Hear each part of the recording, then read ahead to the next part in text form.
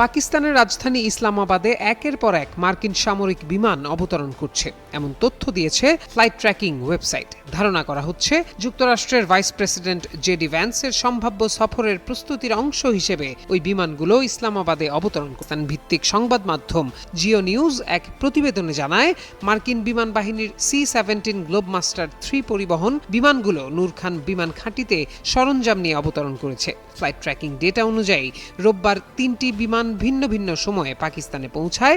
আরও একটি বিমান ইসলামাবাদের পথে রয়েছে বলে ধারণা করা হচ্ছে। জানা গেছে, এই বিমানগুলো নিরাপত্তা, যোগাযোগ এবং অন্যান্য সহায়ক সরঞ্জাম বহন করছে, যা সাধারণত যুক্তরাষ্ট্রের উচ্চ পর্যায়ের সফরের আগে মোতায়েন করা হয়। অন্যদিকে ইসলামাবাদ ও রাওয়ালপিন্ডিতে নিরাপত্তার জোরদার করা হয়েছে। বিদেশি প্রতিনিধি দলগুলোকে স্বাগত জানাতে প্রস্তুতির অংশ হিসেবে রাজধানীর রেড জোন এলাকাগুলোতে যান চলাচল বন্ধ রাখা হয়েছে।